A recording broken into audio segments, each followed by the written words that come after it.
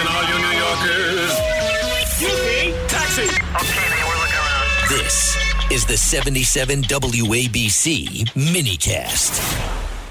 Sunday morning, Dr. Peter Michalos. Live long and prosper. And thank you, Dr. Peter Michalos, for allowing our listeners to live longer and listen to WABC longer. And tell us, what items do you have for us today?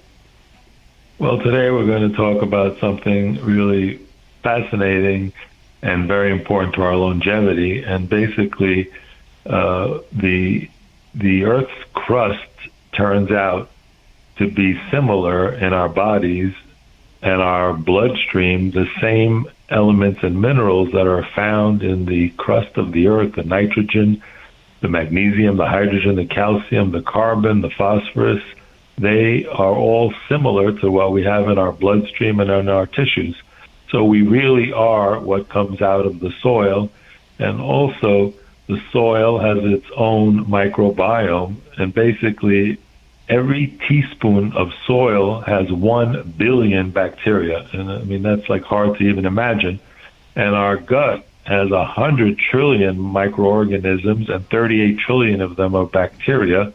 And we have 5,000 different bacterial species that live in our gut. And that basically is involved in the digestion of food and our immunity.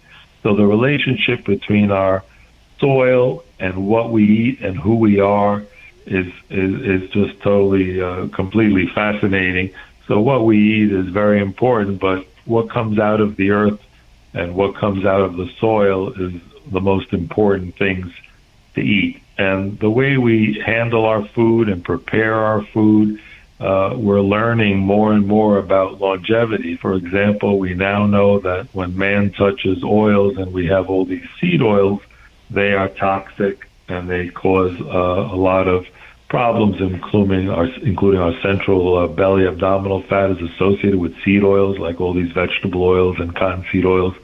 They're bad for us. And it turns out that the temperatures that we cook the oils and how we treat these things from nature, like avocado oil has what's called a smoking point of 520 degrees. So you don't want to cook it that hot.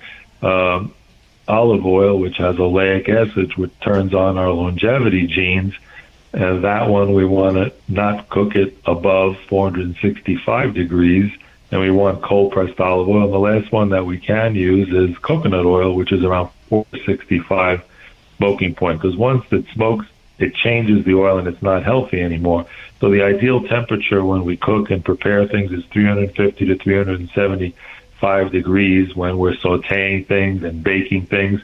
And we want to avoid man-made margarine because it turns out that causes great problems. Another way we Doctor, treat does things that from mean if people think they're healthy and they put 3 eggs in a frying pan and put olive oil in it, thinking it's healthy, that if the frying pan goes above that degree temperature, is that a problem? Then it becomes, yeah, it is. The whole trick is you slow heat. When you make it smoke, then it's no good. So you never bring it up to a temperature where it's smoked. That's called the smoking point.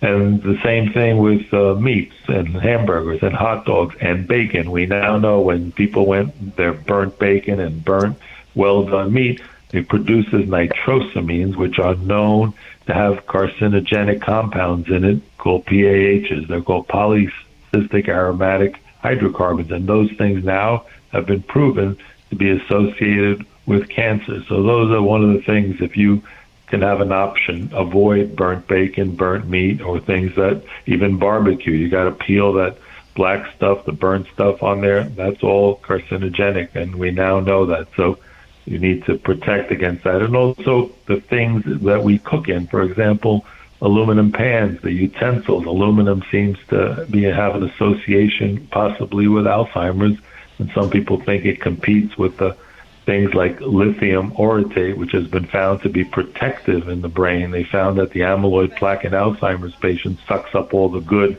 lithium orotate that's healthy for the brain. We now know that the cutting boards we use, wooden cutting boards, flourish bacteria because they have all these micro crevices.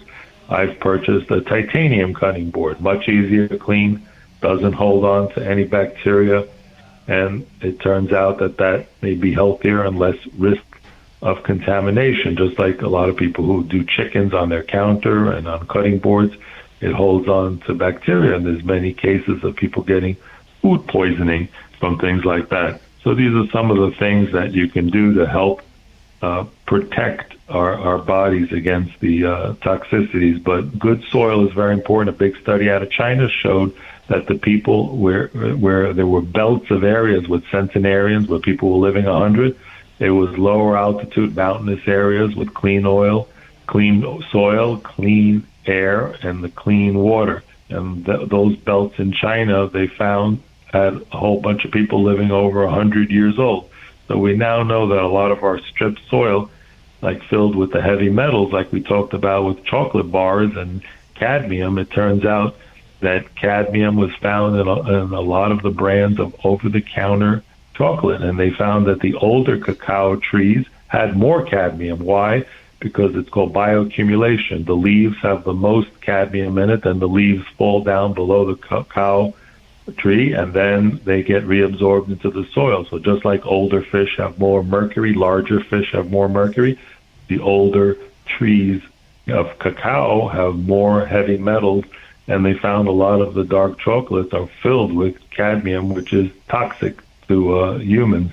So I think that one of the things that we might be seeing in the future, especially with the new administration that's into health, is that there'll be independent testing of products and say that this product has been screened for pesticides, for example, and heavy metals like aluminum and arsenic and lead.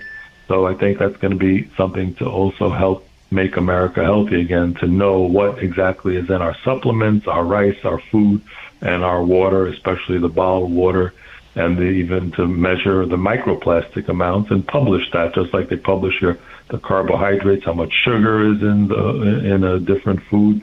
They should do that with water and tell us what's in the water, what pesticides were found, how much microplastics per milliliter are in there. So these are all things to try to make us healthier again, because the cleaner our soil and our water is, and the closer we can be to the Mediterranean diet, it looks like that those are the people who have are the most of the centenarians who get to live to be 100. Well, Dr. Peter Michalos, I thank you for everything you do to let our listeners live longer, live long and prosper, and we'll talk to you again real soon.